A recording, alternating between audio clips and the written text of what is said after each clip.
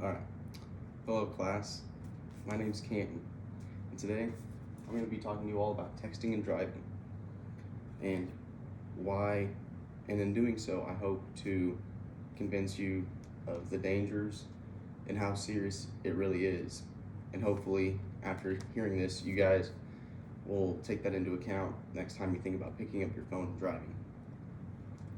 If you don't mind me asking, raise the hands of who's ever gotten on their phone while behind the wheel. 88% of people admit to texting and driving at some point or another. I myself am part of that 88%. I do admit to every now and then grabbing my phone and just checking it because it's so convenient and you don't really think about it. Okay, so today we're going to be talking about, of course, texting and driving. We're going to be talking about the dangers that come with it. We're going to be talking about the penalty and why that plays a big part and why it's such a big problem. We're going to be talking about the solution, and then I'm going to give you guys some ways of fixing the problem. Okay, so now to my first point, the dangers. Texting and driving not only puts your life in risk, but it also puts everybody else that's on the road, their life and their family's life, in danger. Now everybody knows it's bad, and you always hear people say don't text and drive like today, but I don't think nobody really ever puts it into perspective and thinks about it. Taking your eyes off the road for that one split second anything can happen. When you're behind the wheel of a machine, anything can happen. You could lose your life like that. So there's never any kind of text, tweet, Facebook post, nothing is that important to put your own life on the line and risk your own life or risk hurting or harming somebody else's life on the road. That has nothing to do with anything. You will never find anything that can't wait. You know, like there's no text that you could send to anybody or that they could send to you that can't wait 5-10 minutes to pull over, check your phone, then get back on the road. Okay, so now my next point, the penalty.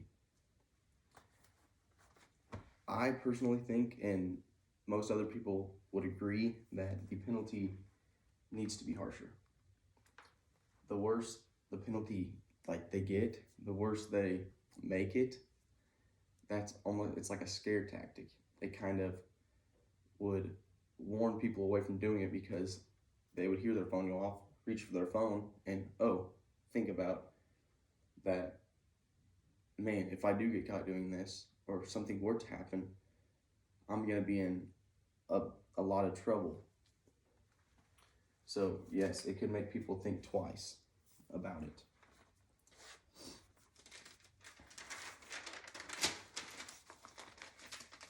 Okay, now to the solution.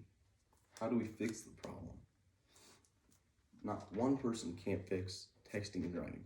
Texting and driving will always be around. But what we can do is make it happen less often.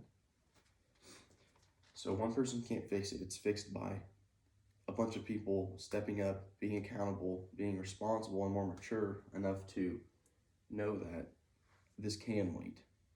It's more common, texting and driving is more common in younger aged people because they don't have that awareness. They haven't lived long enough to really put in perspective what they have and what they can lose and how fast they can lose it. So yes, it can't be fixed by one person. It has to be fixed by a bunch of people stepping up and really thinking about the problem and thinking about waiting and just not picking up their phone and focusing on what they're doing at that time. Okay, so after all that, don't text and drive. Got it? I challenge you, you all four, to stop and think about the consequences before you pick up your phone when you're driving. So next time you're driving and you hear that notification pop up, don't just immediately reach for that phone. Take a second and really think about, man, what are the risks? Is it really worth it? Is the risk worth the reward? Is me picking up my phone and checking that tweet that my friend liked my post really worth me losing control of my car or pulling out in front of somebody and hurting an innocent family that has nothing to do with that? That post can wait. Okay, so today we talked about texting and driving. Everybody knows it's dangerous, but we still do it. We talked about the dangers of it and why it's such a big problem and why it needs to be fixed. We talked about the penalty and how if the penalty is raised or worsened, in theory, that it should scare people away from texting and driving and just give them that little voice in the back of their head telling them no.